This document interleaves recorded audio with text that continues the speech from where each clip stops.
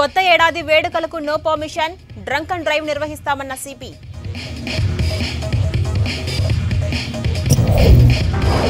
రాబడిపై బల్దియా సిబ్బంది నజర్, ప్రాపర్టీ ట్యాక్స్ వసూళ్లకి ప్లాన్.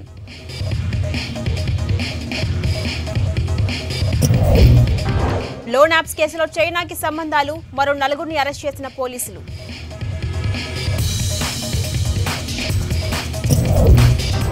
మల్లారెడ్డి ఇంజనీరింగ్ కాలేజీ గుర్తింపు రద్దు, ఫేక్ డాక్యుమెంట్స్ తో మోసం, 5 ఏళ్ల బ్యాన్. భక్తులతో రద్దీగా మారిన వైష్ణవ ఆలయాలు, ఉత్తర ద్వార దర్శనానికి భారీగా భక్తుల క్యూ. సిటీలో గ్రాండ్ గా క్రిస్మస్ సంబరాలు, చర్చి ప్రార్థనల్లో పాల్గొన్న క్రైస్తవులు.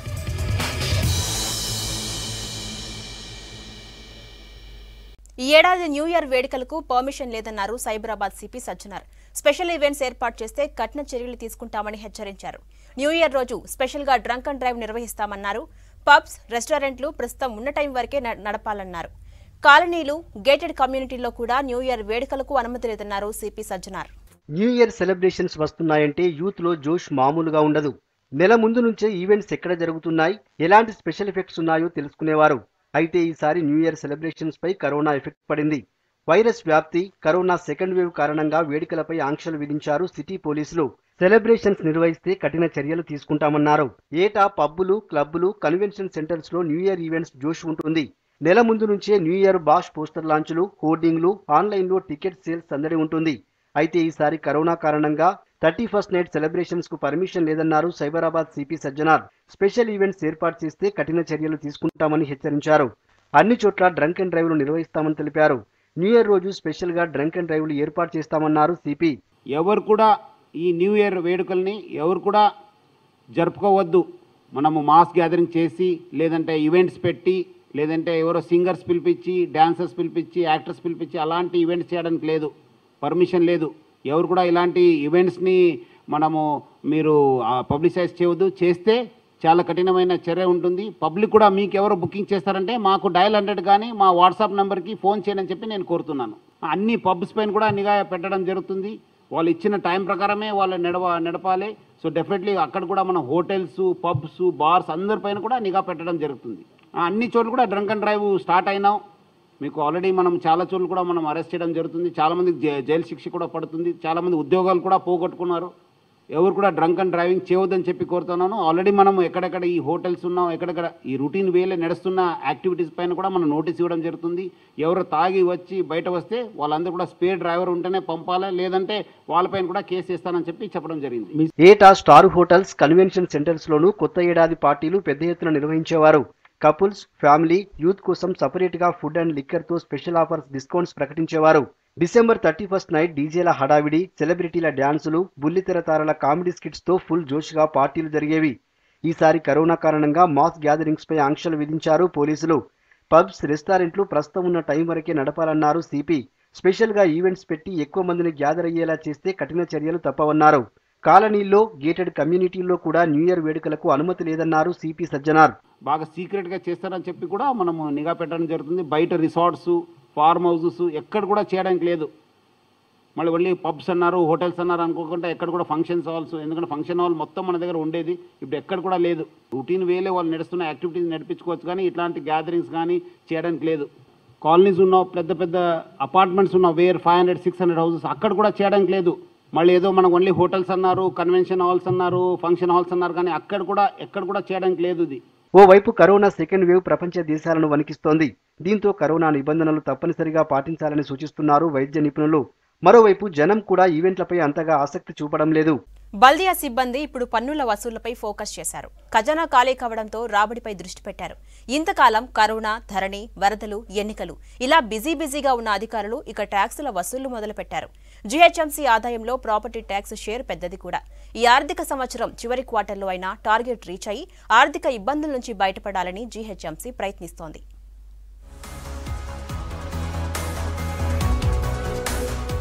బల్దియా బడ్జెట్ కు పెద్ద మొత్తంలో ఆదాయం వచ్చేది ప్రాపర్టీ ట్యాక్స్ తోనే. దాంతో బిల్ కలెక్టర్ మొదలుకొని కమిషనర్ దాకా అందరూ ట్యాక్స్ కలెక్షన్లపై నజర్ పెడతారు. ఆర్థిక సంవత్సరం చివరి 3 నెలల్లో డే టు డే కలెక్షన్లు చేస్తుంటారు. ధరణి, వరదలు, ఎన్నికల టైంతో మొన్నటిదాకా పన్నుల వసూళ్లను పట్టించుకోలేదు అధికారులు. దాంతో బల్దియా ఖజానా ఖాళీ అయ్యింది. గడిచిన 4 నెలలుగా మెయింటెనెన్స్ కాంట్రాక్టర్లకు 400 కోట్ల వరకు బిల్లులు పెండింగ్లో ఉండగా కార్మికుల వేతనాలు కూడా ఆలస్యంగా చెల్లిస్తున్నారు.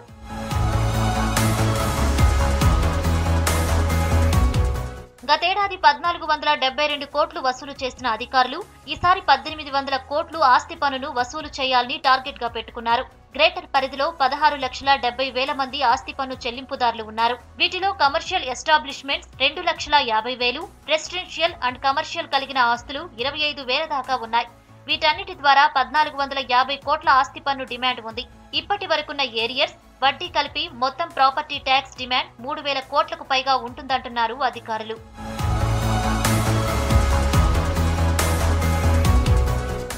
ఇక ఈ ఆర్థిక సంవత్సరంలో ఇప్పటి వరకు 1,195 కోట్ల ఆస్తి పన్ను వసూలైంది. గతేడాదిలో ఇదే సమయానికి 1,031 కోట్ల రూపాయలు చెల్లించారు. ఈసారి వన్ టైం సెటిల్మెంట్ లో వడ్డీపై 90% రాయితీ ప్రకటించడంతో 280 కోట్ల ఆస్తి పన్ను అదనంగా వసూలైంది. ఈ ఆర్థిక సంవత్సరం చివరి 3 నెలల్లో మాక్సిమం ట్యాక్స్లు వసూలు చేయాలని బల్దియా బాస్, డిప్యూటీ కమిషనర్లకు ఆదేశాలు జారీ చేశారు. ట్యాక్స్ విభాగం అధికారులతో పాటు ఇతర విభాగాల సిబ్బందిని కూడా పన్ను వసూళ్లలో స్పెషల్ డ్యూటీ వేయాలని నిర్ణయించారు. లోన్ యాప్స్ కేసులో సైబరాబాద్ పోలీసులు విచారణ వేగవంతం చేశారు. మరో 4 కీలక నిందితులను అరెస్ట్ చేశారు. చైనాకు చెందిన ఓ వ్యక్తితో పాటు మరో 3 అదుపులోకి తీసుకుని కీలక సమాచారం సేకరించారు. హైదరాబాద్తో పాటు పలు నగరాల్లో కాల్ సెంటర్స్పై రైడ్ చేసి అందులో పనిచేసే టెలికాలర్స్ కి కౌన్సిలింగ్ ఇచ్చారు.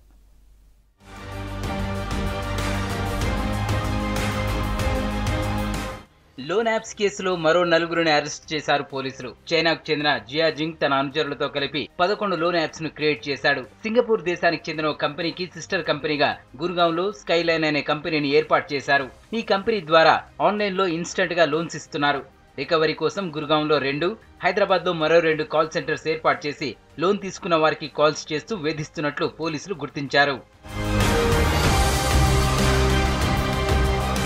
ఈ కేసులో ప్రధాన నిందితుడు పరారీలో ఉన్నాడని సైబరాబాద్ సిపి సజ్జనార్ చెప్పారు. చైనా దేశస్థుడితో పాటు మరో 3 అరెస్టు చేశామన్నారు. నిందితుల బ్యాంక్ అకౌంట్లో ఉన్న 2 కోట్ల రూపాయలను ఫ్రీజ్ చేశామన్నారు. ఓ ల్యాప్టాప్ తో పాటు 5 సెల్ ఫోన్స్ స్వాధీనం చేసుకున్నామని చెప్పారు. ఈ కంపెనీతో ఏ నాన్ బ్యాంకింగ్ ఫైనాన్షియల్ కంపెనీకి లింక్ లేదన్నారు.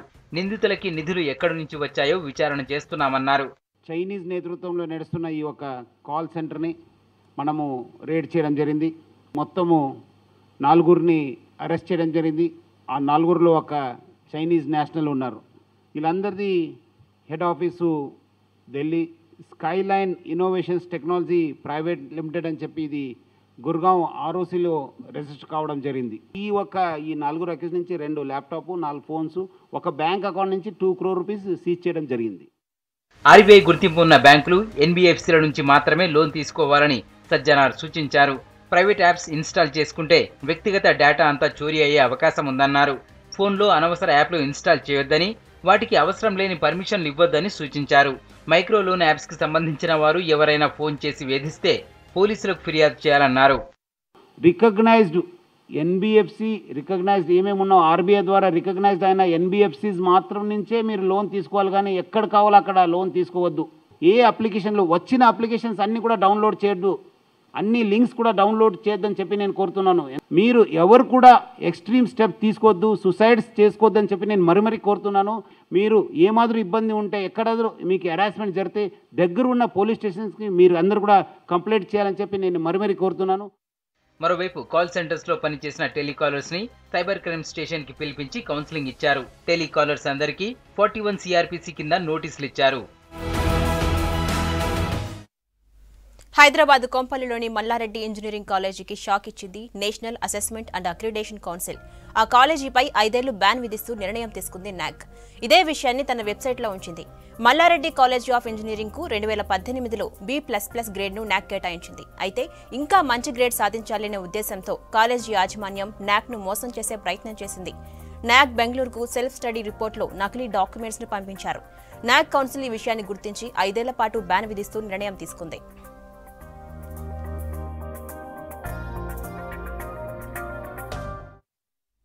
ఇళ్లలో దొంగతనాలు చేస్తున్న ముఠాను పట్టుకున్నారు నార్త్ జోన్ టాస్క్ ఫోర్స్ పోలీసులు. ఘరానా దొంగ మంత్రి శంకర్తో పాటు అతడి అనుచరులు ముగ్గురిని అరెస్ట్ చేశామన్నారు హైదరాబాద్ సిపి అంజనీ కుమార్. మంత్రి శంకర్ 1979 నుంచి దొంగతనాలు చేస్తున్నాడని, 3 కమిషనరేట్ల పరిధిలో అతడిపై 250 కేసులు ఉన్నాయని చెప్పారు. 4 సార్లు పీడీ యాక్ట్ పెట్టామన్నారు. ఈ నెల 4న జైలు నుంచి విడుదలైన శంకర్ కుషాయిగూడ, వనస్థలిపురం, బేగంపేటలో 6 దొంగతనాలు చేశాడని చెప్పారు. నిందితుల నుంచి 12,09,000 నగదు, 100 గ్రాముల ఆర్నమెంట్ బంగారం, 2 బైకులు స్వాధీనం చేసుకున్నారు.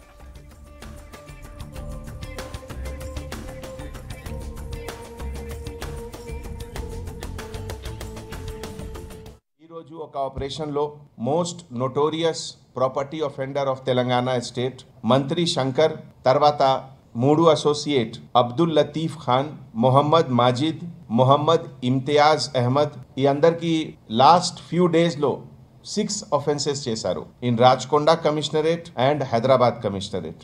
మంత్రి శంకర్ చాలా నోటోరియస్ క్రిమినల్, ప్రస్తుతం 60 years age, native of Mahmoodguda, Chilkalguda, and అతని పైన ఒక సిటీ డోసియర్ క్రిమినల్ షీట్ కూడా ఉంది, నంబర్ 1120 చిల్కల్గూడ పిఎస్. ఇప్పటివరకు మంత్రి శంకర్ 250 హౌస్ బర్గ్లరీస్ అండ్ థెఫ్ట్ కేసులో ఇన్వాల్వ్ ఉన్నారు ఇన్ హైదరాబాద్, రాచకొండ అండ్ సైబరాబాద్. ఈ 250 కేసెస్లో 209 కేసెస్లో కన్విక్షన్ కూడా వచ్చింది అండ్ 4 times అతను పైన PD act was invoked. And last time ఇదే మంత్ లో 4th December కి జైలు నుంచి బయటికి వచ్చారు అండ్ 4th December బయటికి రాగానే తర్వాత ఎంత షార్ట్ టైంలో 6 offenses కమిట్ చేశారు. ఈ రోజు ఆపరేషన్ లో సీజ్డ్ ప్రాపర్టీ డిస్క్రిప్షన్ ఇదే ప్రకారం ఉంది. క్యాష్ 12,09,000, సిల్వర్ ఆర్నమెంట్ రఫ్లీ 500 grams, ఒక Yamaha FZ motor cycle registration number AP29AZ 2510, ఒక Honda Activa registration number AP29AB 6790, iron rod, screw driver అంటే లాక్ బ్రేకింగ్ కి అన్ని టూల్స్ ఉన్నాయి. ప్రధానిగా వాజ్పేయి నీతివంతమైన పారదర్శక పాలన అందించారన్నారు బీజేపీ నేతలు. నేటి యువతకు అటల్జీ ఆదర్శప్రాయుడన్నారు. దేశంలో రోడ్లు అభివృద్ధి చెందాయి అంటే వాజ్పేయే కారణమన్నారు. వాజ్పేయి 96వ జయంతి సందర్భంగా రాష్ట్ర వ్యాప్తంగా రక్తదాన శిబిరాలు ఏర్పాటు చేశారు.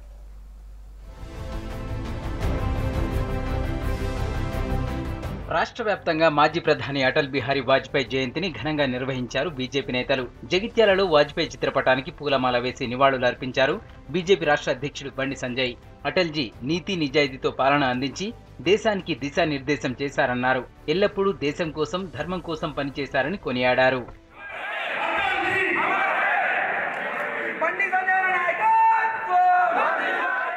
ప్రధానిగా వాజ్పేయి నీతివంతమైన పాలన అందించారన్నారు కేంద్ర మంత్రి కిషన్ రెడ్డి. జాతీయ రహదారులను ప్రవేశపెట్టిన ఘనత మాజీ ప్రధాని వాజ్పేయికే దక్కుతుందన్నారు. బీజేపీ స్టేట్ ఆఫీసులో వాజ్పేయి జయంతి వేడుకలను ఘనంగా నిర్వహించారు. వాజ్పేయి చిత్రపటానికి పూలమాల వేసి నివాళులర్పించారు నేతలు.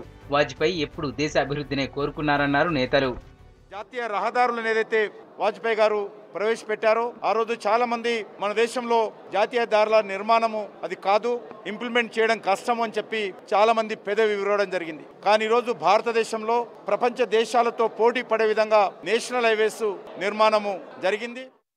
అటల్ బిహారీ వాజ్పేయి గారు 3వసారి భారతదేశానికి ప్రధానమంత్రి అయినారు. అటల్ బిహారీ వాజ్పేయి గారు ఎట్లాంటి వ్యక్తులు ఉన్నారంటే ఎదురుగా ఉన్న వేరే పార్టీ వాళ్ళు కూడా అటల్ బిహారీ గారు చెప్పిన మాటలపైన ఇంప్లిమెంట్ అయ్యేది, ఆయన మార్గదర్శనంలో నడిచేది. వాజ్పేయి జయంతి సందర్భంగా హైదరాబాద్ లో నిర్వహించిన వివిధ కార్యక్రమాల్లో బిజీగా గడిపారు కేంద్ర మంత్రి కిషన్ రెడ్డి. రక్తదాన శిబిరాలు ప్రారంభించారు. విద్యార్థులకు పుస్తకాలు, దుప్పట్లు అందజేశారు. హైదరాబాద్ మల్లేపల్లిలో మాస్కులు పంపిణీ చేసి అవగాహన కల్పించారు కిషన్ రెడ్డి. యూకేలో 2వ రకం కరోనా రావడంతో కేంద్ర ప్రభుత్వం అలర్ట్ అయిందని, చలికాలం పండగల సీజన్ కావడంతో ప్రజలు అప్రమత్తంగా ఉండాలన్నారు.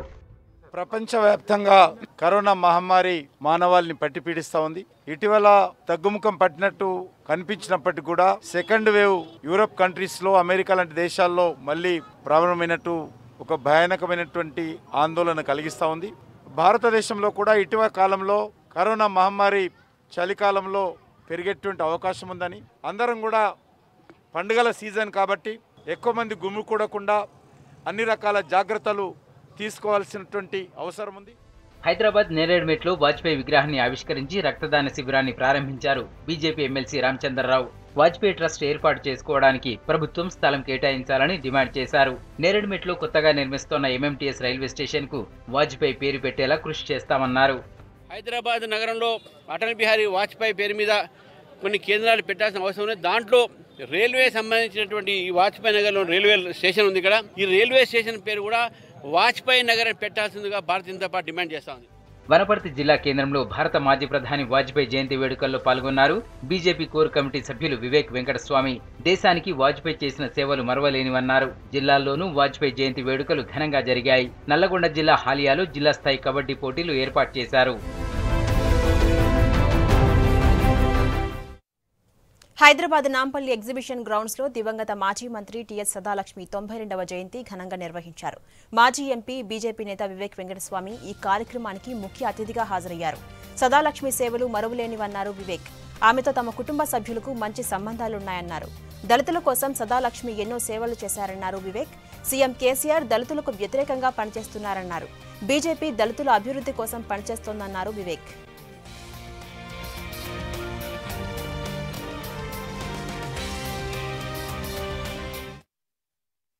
సదాలక్ష్మి గారు ఎంత ఇండిపెండెంట్ మైండెడ్ పర్సనాలిటీ అని ఎప్పుడు కూడా చెప్పేవారు. వారు ఎంత విభేదాలు ఉన్నప్పటికీ కూడా, మా నాన్నగారు సదాలక్ష్మి గారికి పొలిటికల్లీ విభేదాలు ఉన్నప్పటికీ కూడా మంచి స్నేహితులుగా వారు ఎప్పుడు కూడా ఉండేవారు. దళితులలో చదువుకున్నప్పుడే ఒక భవిష్యత్తు ఉంటుందని చెప్పి ఏదైతే చెప్పారో అది నిజంగానే అలాంటి అంశాలన్నీ కూడా మేము చిన్న ఉన్నప్పుడు వినేవాళ్ళం. They have to do something for the community. ఒక 10 మందికి హెల్ప్ చేయాలి. వీళ్ళందరికీ కూడా ఒక దారి చూపించి వాళ్ళకు మెంటోర్ చేసి, ఎందుకంటే మన కమ్యూనిటీలో నేను చూసింది ఏంటంటే మోస్ట్ ఇంపార్టెంట్ మెంటోరింగ్ చేయాలి. మనకు ఎక్కువ మంది సక్సెస్ఫుల్ అయినప్పుడే మన న్యూ జనరేషన్కి ఒక రోల్ మోడల్స్గా వారు కూడా చలో మా జాతికి చెందిన వాళ్ళు ఇంత సక్సెస్ఫుల్గా ఉన్నారు, మేము కూడా కావాలని చెప్పి వాళ్ళందరికీ ఉంటుంది. మనమందరం ఇప్పుడు కూడా అంబేద్కర్ గారిని, బాబు జగజీవన్ రామ్ గారిని ఎందుకు మనం రోల్ మోడల్స్గా తీసుకుంటాము? వాళ్ళ ఆ జమానాలో ఫైట్ చేసి రావడం జరిగింది. డర్టీ హరి సినిమా పోస్టర్లు అశ్లీలంగా ఉన్నాయని, ఆ మూవీని నిషేధించాలంటూ కూకట్పల్లిలో మెట్రో పిల్లర్లకు ఏర్పాటు చేసిన పోస్టర్స్ ను బజరంగ్ దళ్ కార్యకర్తలు చించేశారు. వాటిని రోడ్డుపై వేసి తగులబెట్టారు. భారతీయ సంస్కృతి సంప్రదాయాలకు హాని కలిగించే డర్టీ హరి లాంటి సినిమాలకు తాము వ్యతిరేకమన్నారు బజరంగ్ దళ్ నేత జీవన్. ఎలాంటి సెన్సార్ లేకుండా సినిమాలు రిలీజ్ అవుతుంటే బోర్డు ఏం చేస్తోందని ప్రశ్నించారు. ఇలాంటి సినిమాలు ఎక్కడ విడుదలైనా అడ్డుకుంటామన్నారు బజరంగ్ దళ్ నేతలు.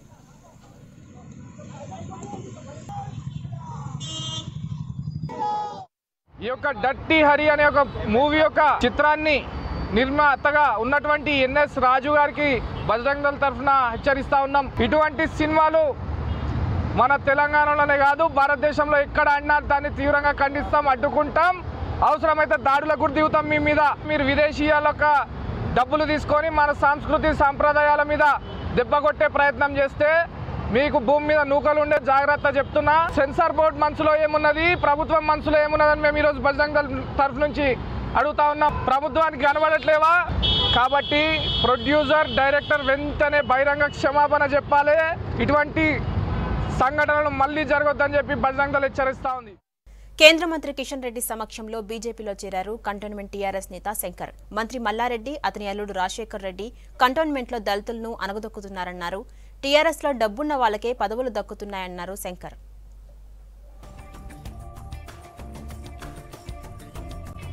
మాజీ ప్రధాని మంత్రి వాజ్పేయి గారి జన్మదిన సందర్భంగా మేము ఇక్కడికి వచ్చినాము. మరి జన్మదిన సందర్భంగా మాకు ఈరోజు మంచి రోజు అనిపించింది. మేము ఇక్కడ బీజేపీ పార్టీలో చేరడం జరిగింది. కానీ ఇక్కడ కుటుంబ పాలన వచ్చింది. కంటోన్మెంట్ మొత్తము ఖాళీ అయ్యేటట్టు ఆ కుటుంబం పరిపాలన జరుగుతూ ఉన్నది. వాళ్ళే బీదోళ్ళని అనుగదొక్కుతున్నారు.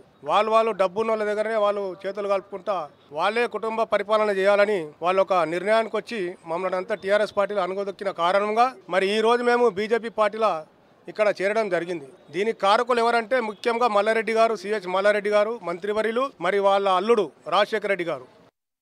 కరోనా వైరస్ కొత్త స్ట్రెయిన్ పై రాష్ట్ర వైద్యారోగ్య శాఖ అప్రమత్తంగా ఉందన్నారు public health director Srinivasarao. Virus వ్యాప్తి చెందకుండా ఉండేందుకు ట్రేసింగ్, టెస్టింగ్, ట్రీటింగ్ విధానం అవలంబిస్తున్నామని చెప్పారు.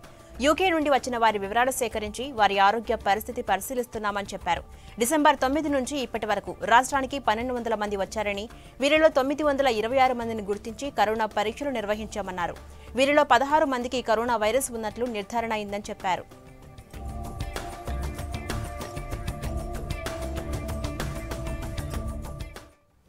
కరోనా పాజిటివ్ వచ్చిన వారిలో హైదరాబాద్ నుంచి 4, మేడ్చల్ మల్కాజిగిరి జిల్లా నుంచి 4, జగిత్యాల జిల్లా నుంచి 2, మంచిర్యాల, నల్గొండ, రంగారెడ్డి, సంగారెడ్డి, సిద్దిపేట, వరంగల్ అర్బన్ జిల్లా నుంచి ఒక్కొక్కరు ఉన్నట్లు హెల్త్ డైరెక్టర్ తెలిపారు. పాజిటివ్ వచ్చిన 16 మందిని వివిధ ఆసుపత్రుల్లో ప్రత్యేక వార్డులో ఉంచామన్నారు.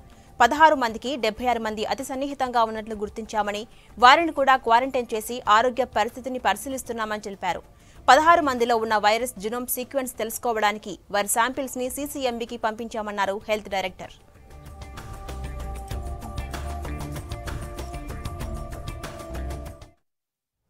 నగరంలో ముక్కోటి ఏకాదశి వేడుకలు వైభవంగా సాగుతున్నాయి. సిటీలోని వైష్ణవ ఆలయాలన్నీ భక్తులతో రద్దీగా మారాయి. ఉత్తర ద్వార దర్శనానికి తెల్లవారుజాము నుంచే ఆలయాలకు భక్తులు క్యూ కట్టారు. కరోనా జాగ్రత్తలు పాటిస్తూ స్వామివారిని దర్శించుకున్నారు. కొన్ని ఆలయాల్లో రాత్రి 11:30 గంటల వరకు దర్శనాలు కొనసాగనున్నాయి.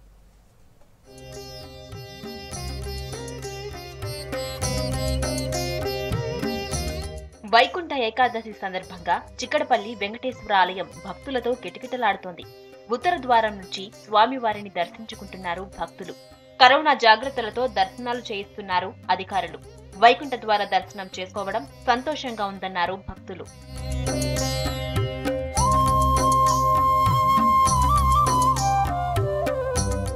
ఇక బంజారా హిల్స్ టీటీడీ వెంకటేశ్వర స్వామి ఆలయంలో ముక్కోటి ఏకాదశి వేడుకలు ఘనంగా జరుగుతున్నాయి.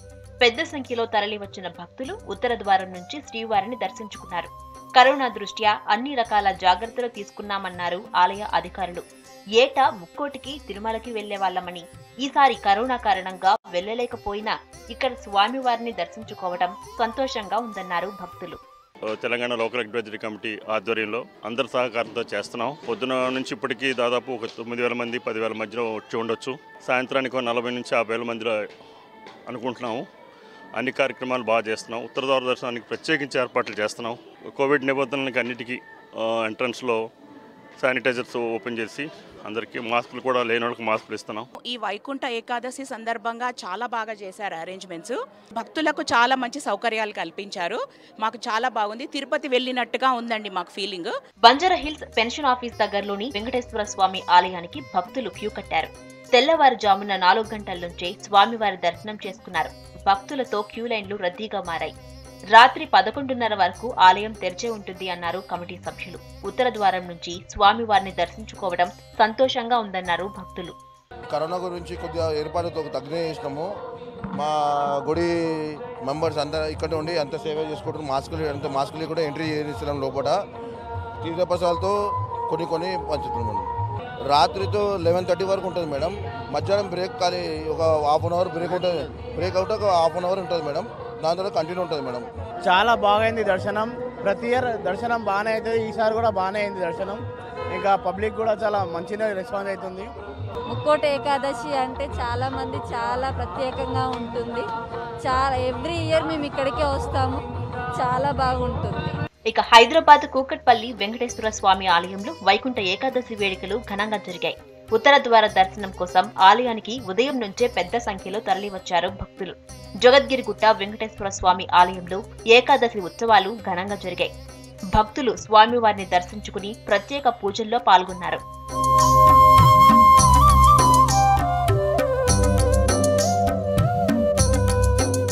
సన్ సిటీ జ్వాల యోగా లక్ష్మీ నరసింహస్వామి ఆలయంలో ఏకాదశి సందర్భంగా ప్రత్యేక పూజలు చేశారు.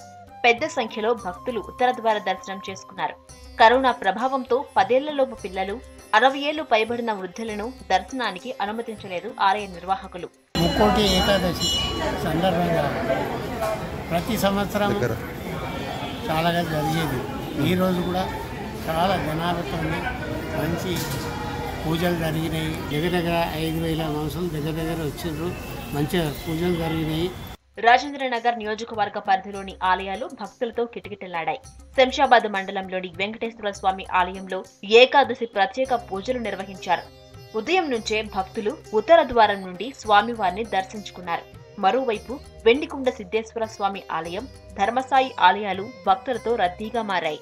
సైదాబాద్, సంతోష్ నగర్లోని వెంకటేశ్వర స్వామి ఆలయాలు గోవిందనామ స్మరణతో మారుమోగాయి. కరోనా నిబంధనలు పాటిస్తూ స్వామివారిని దర్శించుకున్నారు భక్తులు.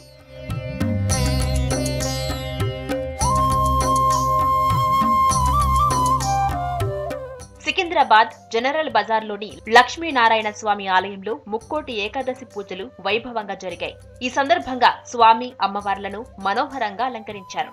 భక్తులు స్వామివారిని దర్శించుకుని తరించారు. శేరలింగంపల్లి నియోజకవర్గం పరిధిలోని చందానగర్ వెంకటేశ్వర ఆలయం భక్తులతో కిటకిటలాడింది. కరోనా నిబంధనలు పాటిస్తూ ఉత్తర ద్వారం నుంచి స్వామివారిని దర్శించుకున్నారు భక్తులు.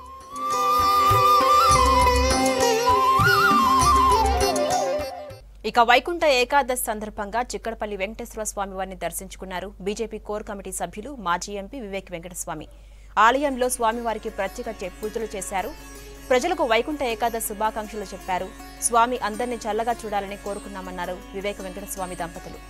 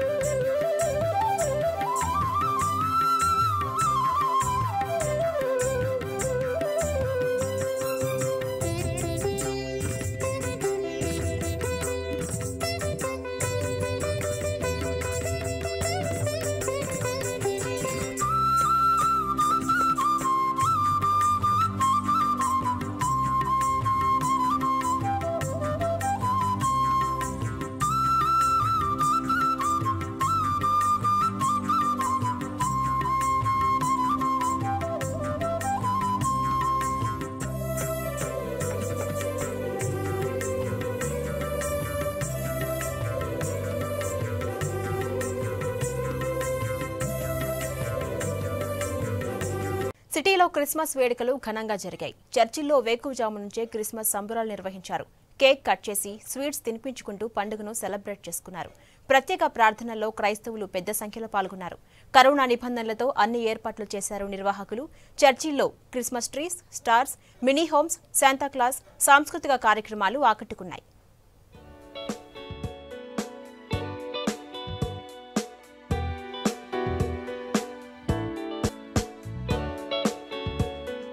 నగరంలో క్రిస్మస్ సంబరాలు గ్రాండ్ గా జరిగాయి. సికింద్రాబాద్లోని సెయింట్ మేరీస్ చర్చిలో వేడుకలు ఘనంగా జరుపుకున్నారు. చర్చిలో Christmas trees, stars, mini homes ఆకట్టుకున్నాయి. ప్రత్యేక ప్రార్థనలో క్రైస్తవులు పెద్ద సంఖ్యలో పాల్గొన్నారు. ఈ సందర్భంగా క్రీస్తు శాంతి సందేశాన్ని ప్రజలకు వివరించారు ఫాస్టర్లు. క్రిస్మస్ చాలా గ్రాండ్ గా సెలబ్రేట్ చేద్దాం అనుకుంటాం, కానీ ఈ ఇయర్ కోవిడ్ వల్ల చాలా జాగ్రత్తలు పడాల్సి వస్తుంది. ఎక్కడ బయటికి వెళ్ళడానికి కూడా లేదు.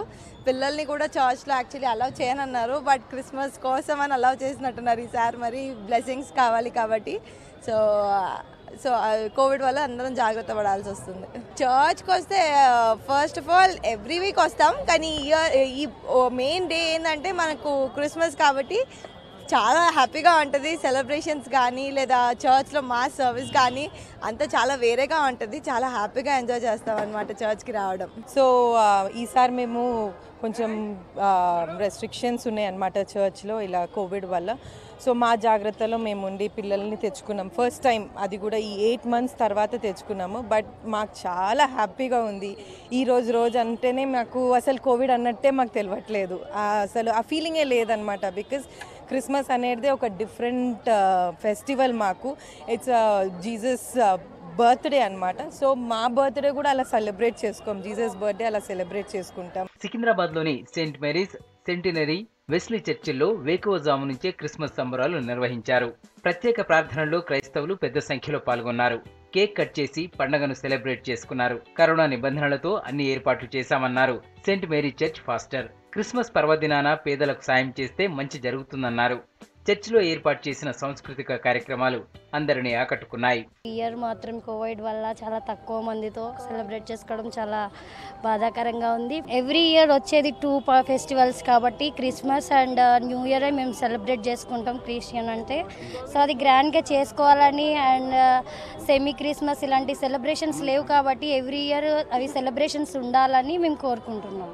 15 ఇయర్స్ నుంచి ఇక్కడికి వస్తున్నాం. ఎప్పుడు లాగానే సెలబ్రేట్ చేసుకోవాలని చాలా హ్యాపీగా ఫీల్ అవుతున్నాం.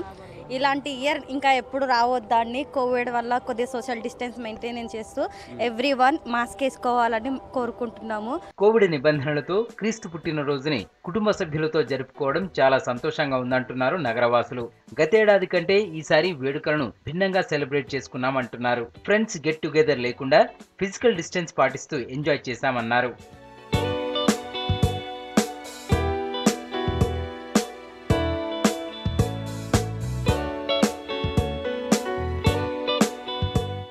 అబిడ్స్ బొగ్గులకుంటలోని సెంటెనరీ వెస్లీ చర్చిలో క్రిస్మస్ సెలబ్రేషన్స్ ఘనంగా నిర్వహించారు. క్రైస్తవులు పెద్ద సంఖ్యలో చర్చికి తరలి వచ్చారు. ప్రత్యేక ప్రార్థనలో హైదరాబాద్ పోలీస్ కమిషనర్ అంజనీ కుమార్ పాల్గొన్నారు.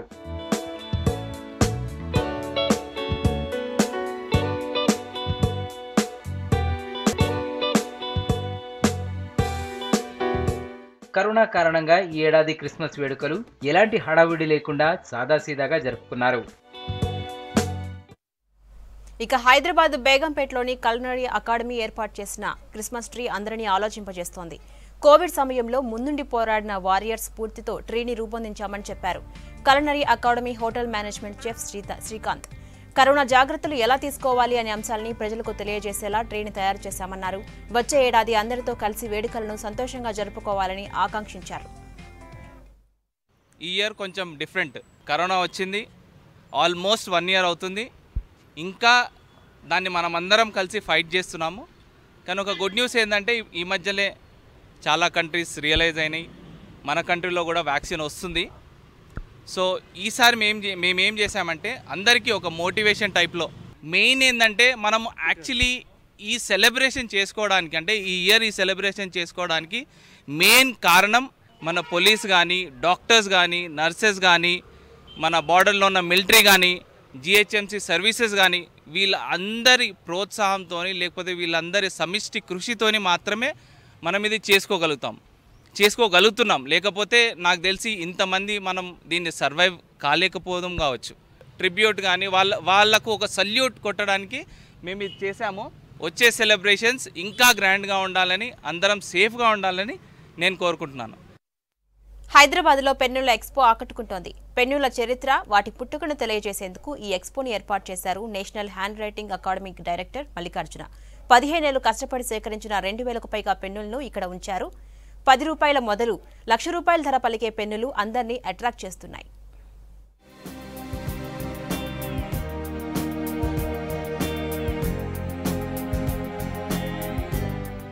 Ball point, gel, roller ball, calligraphy, sketch, highlighter, glitter ఇలా రకరకాల పెన్నులతో మాదాపూర్లోని స్టేట్ ఆర్ట్ గ్యాలరీ కనువిందు చేస్తోంది.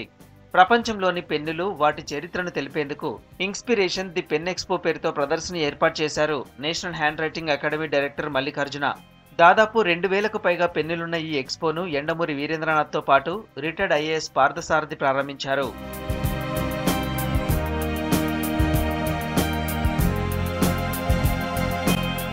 గతంలో బయటకు వెళ్లేటప్పుడు పెన్ను వెంట తీసుకెళ్లేవారని, కానీ ప్రస్తుతం పెరిగిన టెక్నాలజీతో పెన్నులను మర్చి ఎలక్ట్రానిక్ గ్యాడ్జెట్స్ ను తీసుకెళ్తున్నారని అన్నారు రిటైర్డ్ ఐఏఎస్ పార్థసారథి.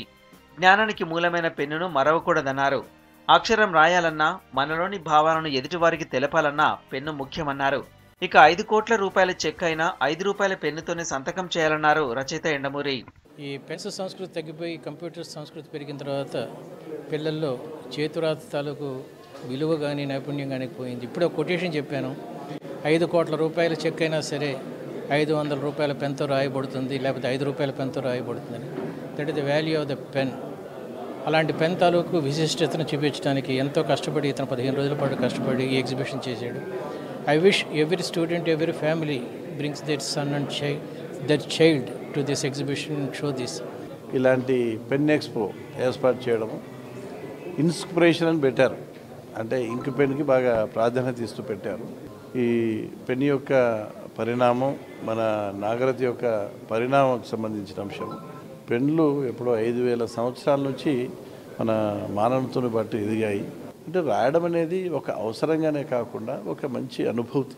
ఇక్కడ అన్ని పెన్లు ఉన్నాయండి. 5 రూపాయల నుంచి కాస్ట్లీయెస్ట్ పెన్ వరల్డ్లో 8 to 10 crores వరకు ఉంటుంది. ఇలాంటి ఎక్స్పో వల్ల ఏంటంటే పెన్ యొక్క ఇంపార్టెన్స్, రైటింగ్ యొక్క ఇంపార్టెన్స్, పెన్ ఏ రకంగా పరిణామం చెందింది హిస్టారికల్గా అనేది మనకు చాలా ప్రస్ఫుటంగా తెలుస్తుంది.